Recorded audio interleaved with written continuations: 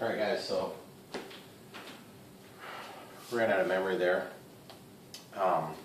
When we last left off, we were looking at the Lemon RX receiver. We were turning on the flap rounds, and while we were paused or out of memory, I went downstairs and got the shortest extension that I could find that was male to female, and that will obviously reach, but I'm still going to try it without. And that's when we ran out of memory, I think. So we have the left one in our hand, and auxiliary 1 is where that needs to plug in, which incidentally I can actually reach it pretty decent for the sake of plugging it in. It's always better not have extensions if you can avoid it, because extensions are just one more thing to fail, and also one more thing that you got to pack in there in a minute.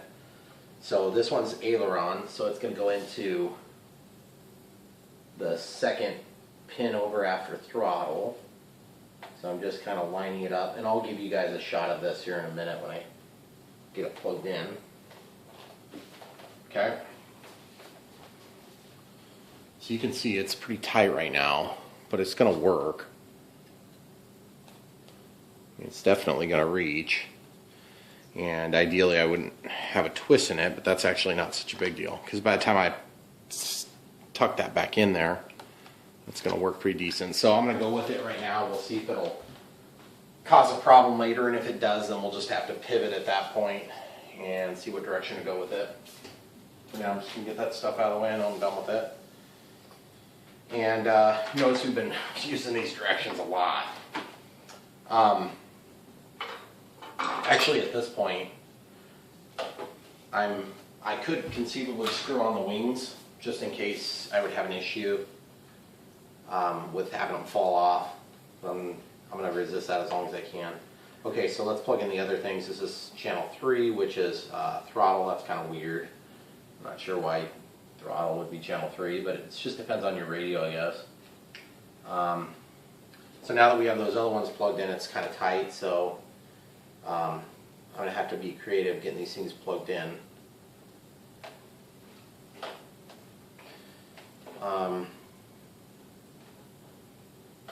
Okay, so yeah, we're going to be able to get them plugged in. It'll be fine. Just be a little awkward getting them plugged in.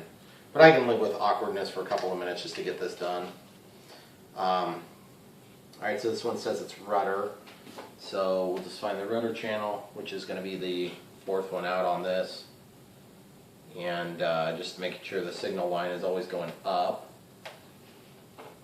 Okay, so that's plugged in. Just verifying as I go. Rudder, gear, aux 1, okay. So then this one's channel 2, which is going to be elevator for us. And just try not to tangle up your cables if you can avoid it. There are times when you're going to have tangled cables, believe me. I've had some really tangled cables. Okay, so you can kind of see how this lays out now.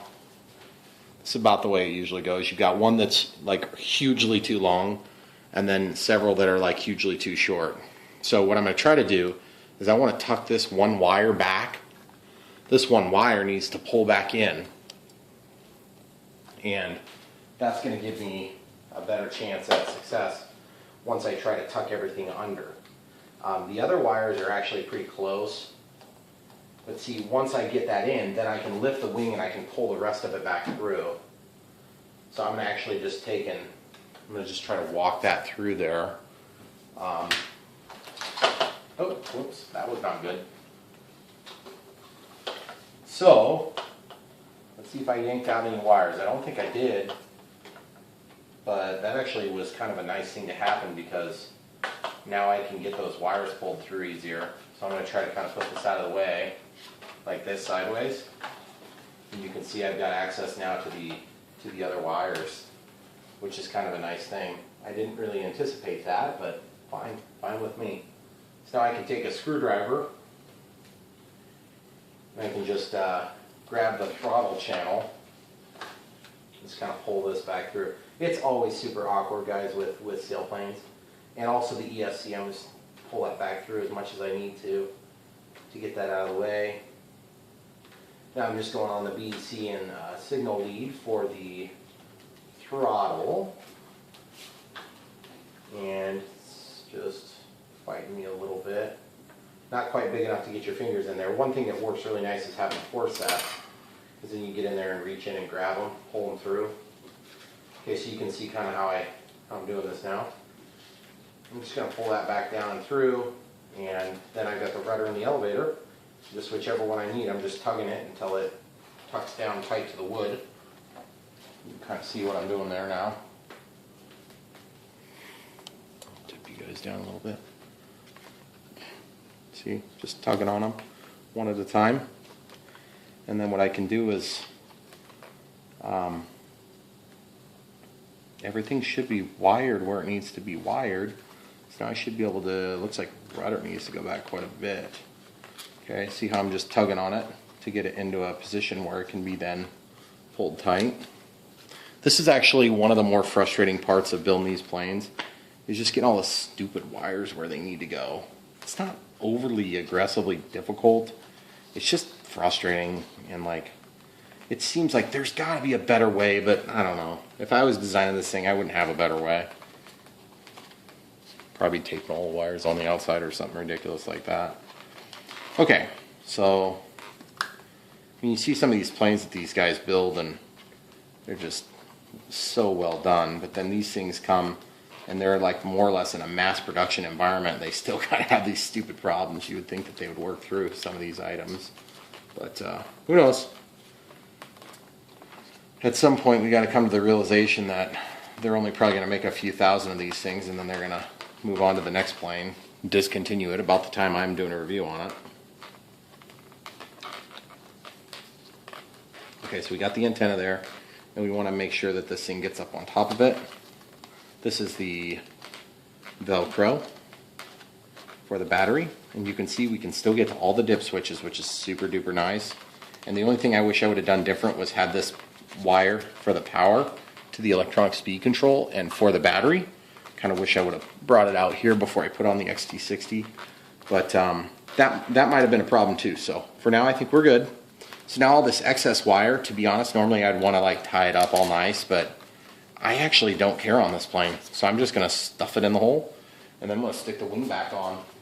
Let me try to get you guys back up to where you can see.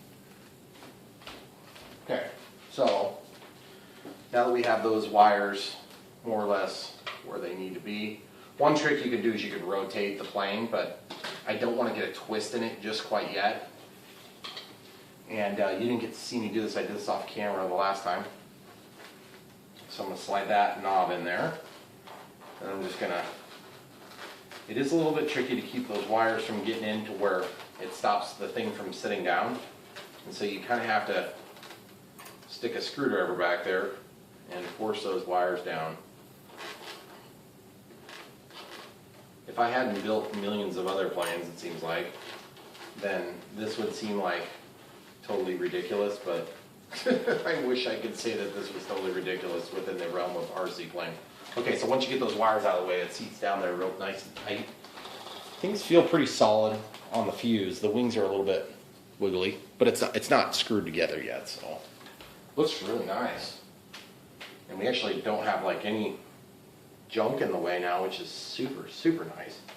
Now the ESC wires come straight down the middle channel there, and so we might want to resituate those a little bit. If we situate them to one side or the other, it'll kind of keep that receiver from being able to move so much, because at one point we're going to want to push that thing, we want to push that so that it's in a pinch point so that it can't be moving around relative to the position of the aircraft, because this is a stabilizer. You want it to represent the location of the aircraft. So if it's allowed to flop in there, then you can actually have some pretty adverse reactions from that. Alright, so the next step would be to go ahead and power things up and then start getting the settings made on the radio system. But why don't we go ahead and just for grins and giggles, now that we kind of have everything wired the way it needs to be wired, we can get these things put together. It's pretty obvious how this goes. Just looking at the drawings to make sure I'm not missing something. Yeah, it's all pretty much the way I expected.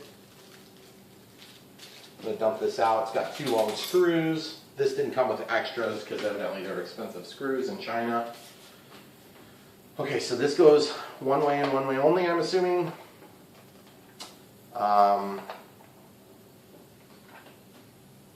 Secure the front main wing bolt plate using the provided machine screws. Okay.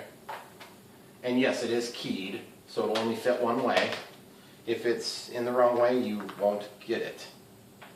And they say they're machine screws, but they have a sharp end, so I would say that those are not machine screws. But I guess it depends on if you're in China or if you're in some other country. Like in Germany, they would not have that. In fact, it might be a capital offense there. Alright, so we're going to tighten that. Okay, so you can see how that's got that little angle to it. So we're just going to tighten that up real quick. And I'm having to go back to this Chinese screwdriver on this screw because the other ones just didn't want to. You kind of got to get a feel for it. And I know you've probably heard it and you've probably experienced it while you're building other planes. But these screws, they just... I don't know if there's a standard pitch on the angle as you go into a Phillips screw, but evidently there's something that they're supposed to conform to and they don't do it on some of the cheaper screws. And make no mistake, you can tell when they're cheap because they strip easy and they don't mate well. Okay, so you can tell when these are getting tight because you'll start biting down into the foam, and that made a really big difference in the secureness of everything. Look how much less that weighs. That's really good. I don't even have a second one on yet. So that looks really nice there. Nice and tight. Like a Toyota. Okay, so we're going to grab this out. Looks like there's 2 screws in a bag, which are magnetically attached to the magnet. So I'm going to just throw this stuff to the side. No extra screws on this one either. And it's just so dang obvious I don't really need to talk about it, but I will because it's an unboxing build video. So we'll go ahead and pull these 2 screws out. These do have a little bit of an offset at the end in a non-threaded area to allow that to get down into the depths of the airplane frame. Okay, so that fell right down in there. And again, we're just going to do this until we see things start kind of squishing together. And you don't want to strip and you don't want to overdo it. Now the cool thing is about this, if we have an issue or if we want to add LEDs or whatever it is we want to do, you should be able to get in there later, which is really nice. A lot of planes you put together, it seems like you're having to glue a couple of components here and there. That looks really nice. That, look guys. The whole plane feels actually really solid for a small plane, or for a big plane, to be honest. It doesn't really matter how big it is, I guess, but it feels really solid. Okay, so the last step in terms of physical assembly would be to stick this in and let it snap down. And I don't feel a really tight purchase on there, but it's really actually pretty strong. No snap, but it's just, there's a really good purchase on it. Because look how hard I'm really having to pull hard to get it. In fact, I may have to put some tape on there. But that's cool. I'll take it. Just feels like it's maybe not machined super tightly. The tinted window look on this plane, I just don't think that looks very good for this plane. I really, really wish this would have been a clear canopy. Even if it was just white foam underneath. Or better yet, you could do that so you could FPV with this thing. I don't personally do a lot of FPV. I do have some FPV gear, but I don't really use it. Alright, so now that we've got that done, we're going to go ahead and get radio setup done. And radio setup, let me get some things cleared up and we'll come right back to the video with radio setup portion of this. Alright folks, so one thing I noticed, I was just scanning through the documents just to make sure there wasn't anything too crazy that I was missing. And I noticed the page that shows 53 through 58 millimeters from the leading edge of the wing for the center of gravity. And I don't know if you guys do this, but I usually try to mark the plane if I think about it. Or I figure out where it's going to be and then I mark where the battery goes. I don't worry about marking the plane necessarily. but I use different batteries on my planes usually. So I've got this stainless steel measuring stick. So we're going to go 53 to 58 millimeters, so 5.8 centimeters would be the back edge, and then 53. So I'm just going to hold this down here on one side, and we're just going to transpose it when we're done on the other side. So we'll go to 53, so there's 1, 2, 3, so there's the leading edge, to 58. Okay, so we'll just make those marks, and we'll come back over here and we'll do the same thing. It's always hard to do this on super complicated wings. This wing is actually pretty easy to mark. There's 3, 4, 5, 6, 7, 8. Okay, so you can see these little red marks here. That's the start and stop points. And I will, at some point, I may put a little bit of hot glue or something, just a little dab of it so you can feel it with your fingers. Or I might heat something up and melt it. But that's a good thing to get done while you're at this point. The other thing is, obviously we still have a little bit of radio set up. So we're gonna get that going right now. So I'm gonna use a Spectrum DX18, and that's compatible with DSM-X, DSM-2, and this Lemon RX is DSM-X. And so what I'm gonna do is I'll just go ahead and show you how we're gonna do this real quick. I'm gonna point you down a little bit so you can see. Maybe zoom you in a little bit. Okay, so first things first, let's actually get you lined up here. Alright, so we're going to click, we're going to go to System Setup, we're going to go to Model Select, we're going to scroll all the way down, Add New Model, Create. Okay, we're going to go to Model Name, we're going to call this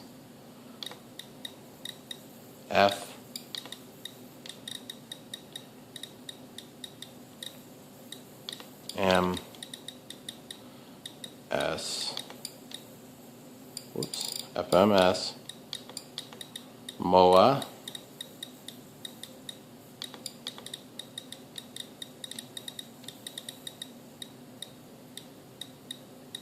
This one's a pretty short name, so I'll just let you guys watch me do it here.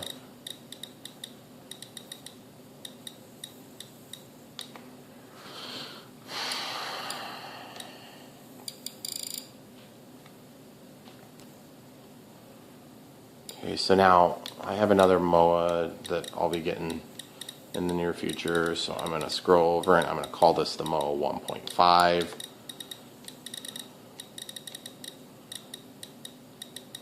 And if I call it a Moa 1.5, then that will, I don't know what the other size will exactly be, but I'm going to call it 1.5m for meters. Okay, great. So we got it named. We go to aircraft type, we'll switch this to flaperons. And we may also have a flap at some point, but you don't need to add that in, you can just mix it with your flaps. The tail mode is normal. Channel assign, we'll go gear is assigned to gear. And then we'll go to gear, and I'm going to set that to this switch. This is the switch I use for turning on and off my stabilization. And then, dang it.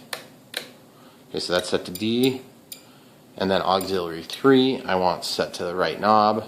So it's already set to right knob by default. Okay, very good. So now we're going to reboot the device, and then we're going to go, actually we're going to turn it off. And then we're basically going to bind the plane. And if you haven't done this, I'm going to show you how to do it right now. It's really super easy. With the radio off, throttle stick down. Actually, let's set up a throttle cut real quick. We'll do that before we actually do the binding for safety reasons. Turn on your radio.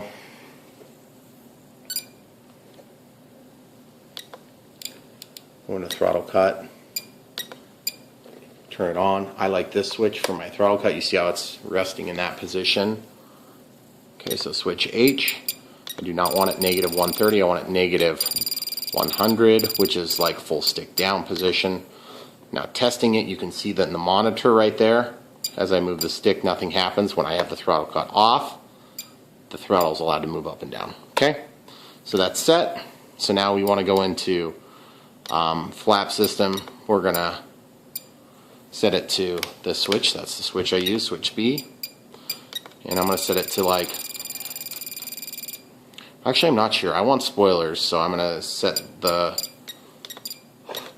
first setting to like, I don't know, like that. And then the second setting will be the other way. And we'll just figure out which way it goes. We don't know which way it's going to go. And we'll set the switch to, or the operational speed to like 2 seconds, okay? So we'll come back out. We'll go timer, inhibit. We're going to go tone vibrate. 1 time is active. Now, you may find that you don't want to do a 1 time. I'm going to set my timer initially for 10 minutes. 1 time meaning with throttle cut off, start your timer, and it keeps running. Well, you can inhibit that so that it only works when you're above 25% or a preset amount. So now we can go ahead and turn this off. Throttle cut is engaged. In case we bump the throttle stick, we're not going to break something or hurt ourselves. So now we're going to continue by binding the plane. We have this off. The bind plug's here for us. We have a bind port here. It's going to be a bear to get on there, and I forgot about that earlier. So now we have to figure out how we're going to get this out so that we can get to the bind plug, so we can stick the bind plug on so that we can work it. That's a little frustrating. So I'm going to go ahead and grab the receiver. I'm going to slip it down forward. So that means I'm going to need to grab something like a screwdriver so we can pull this down. Sorry guys, I should have thought about that earlier. I just forgot. Hopefully you're not following step by step. That would be kind of nuts if you were. And if you are, I apologize. So we're just going to walk this down. Of course, we're having to avoid this fabric strip. And so we'll just keep sliding it until such a time that we can get the bind plug on there. And looks like at this point we're probably pulling tight on the aileron leads. So it would be tempting to try to just short the leads from above. Some people might put a little extension cord on here, which might be a good idea because it's a pain in the butt to get in there. I might actually do that on this plane. I usually don't do this, but I'm probably going to do it for the sake of the video. I can just feed this cable in and through from behind here, and then that will at least get us around. And I could also just take this out when we're done too, because these short extension cords are kind of hard to come by in my case. For whatever reason, it's the size you always need, and it's the size you never have. And you think, well, why wouldn't you just get a longer cable? Well, you don't want a longer cable because you can't always handle the weight, for one thing. And for two, you don't necessarily always want the extra cable on there because it just fills everything up. If you do something stupid like this, you can copy me to figure out how to get out of this trouble. I'm just going to walk this thing in there if I can get the stupid angle. So if you kind of put the angle on it, you get the memory in the cable. And you can slip it around sometimes, but other times it doesn't work, like today. There we go. Okay, so you can see how it's kind of down in that general vicinity. I'm going to fight that in there, and I will come right back to you so you can see me do the bind process here. Alright guys, so we got that plug in there now for the bind plug. And it's just coming up to this little jumper just to kind of show you what you need to see there. And then I'm going to slide that receiver back now for the moment. I haven't decided if I'm going to leave that extension cord in there or not. But for now it's where it is, and it won't hurt anything. It's just if I need it on another project, it's going to be consumed, so I may not leave it there for long. But right this second it's there. Okay. So stick is off. You don't even need the battery inside there. Go ahead and get your bind plug. Plug it into the port. That would be your bind port. Sometimes these things don't like going together, and that's just part of it. Okay, so it's in. And go ahead and plug in your, okay, so you can see it's flashing away. So that means we're in bind mode.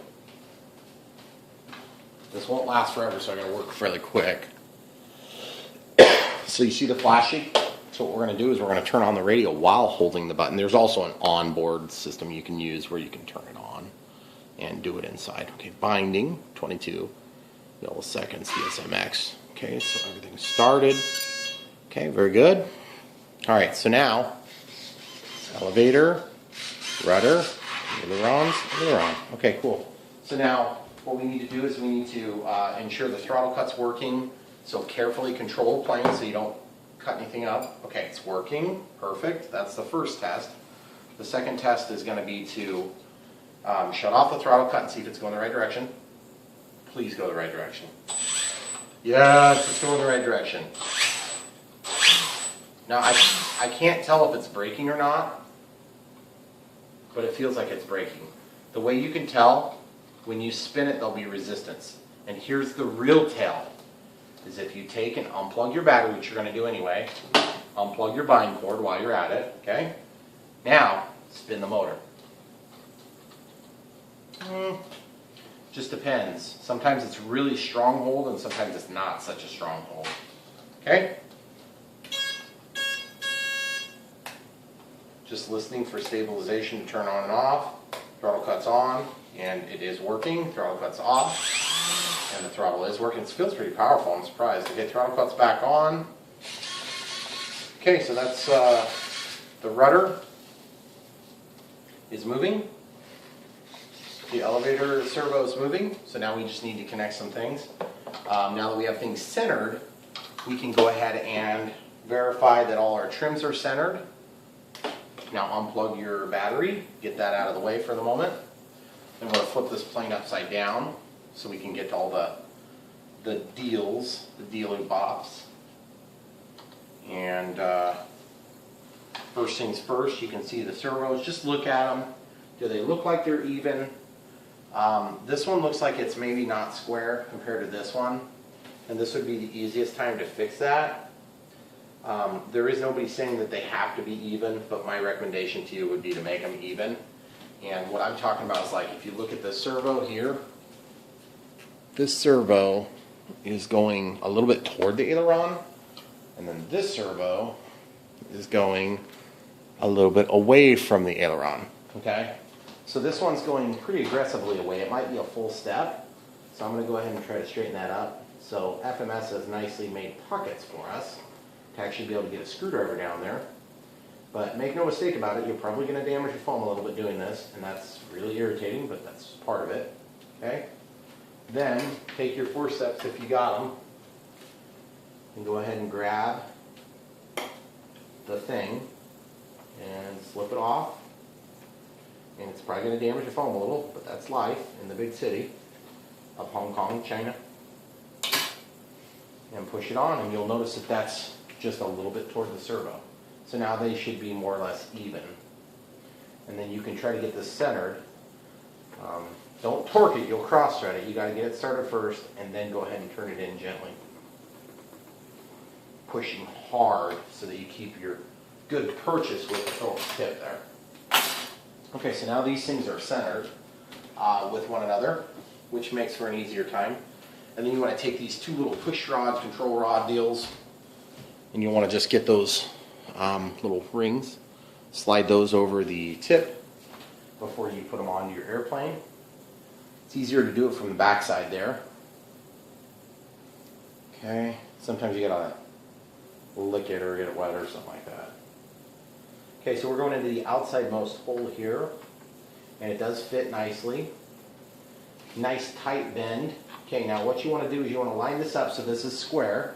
And I just had a tip from somebody today that said use a chip clip to hold those in place.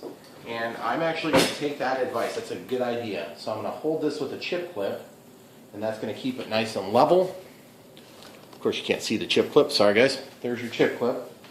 And gosh, I'm sorry. I just read it earlier, and so I'm not remembering the name of the person who made that recommendation. I'm going to the, oh jeez, I hate it when these little crappy freaking things do this. I want to show you what happened on this one. These little pins will sometimes get bent over immediately. Mine is bent over already. That's super annoying because basically when they break, that's the first thing, that's the weak point that breaks. So you have to straighten it up and just hope as you're pressing that it doesn't break. I'd be super disappointed if it did. I'm not going to let it stop me from flying, obviously. I'll come up with an alternative method. Okay, so I got it. Now I'm going to slide that little rubber thing back. I'm not even going to mess with this for positioning it yet, just for the simple fact that it's, we're going to have to probably turn back on the receiver because it moved. And ironically enough, I left my little rubber ring on the counter and it's now disparate. I'm going to find it real quick. Okay guys, note to self, don't leave little parts on your table. That's why I put a piece of paper out here, because you will instantaneously lose your parts. Okay, now we'll do the exact same thing over here, paying special attention to actually put this the direction that it seems to fit neat and square. And I'll show you what I mean here real quick. There I went and moved the servo again, so I'll have to recenter them. It's not a big deal. It's not really that hard to fix that problem. But I just want to show you what I'm talking about. Did you guys see how I did that? You see how this has a bit of an angle? It goes, now watch this one. This one's square. It comes out and it goes square. So I did this one wrong. And that's the sort of thing that you'd be really, really lucky to get that in an instruction manual. But it's just something you figure out eventually. You got to know that there's even a problem. You can usually tell by the way that they line up the servo. But in this case, it's not quite as obvious as other planes. Okay. All right, cool. So now you can see how nice and neat that looks. It's square.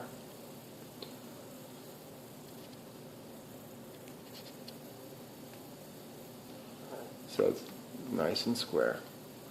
All right, guys, we're probably going to end it here, and we'll come back to you on video part number 3. Thanks for watching.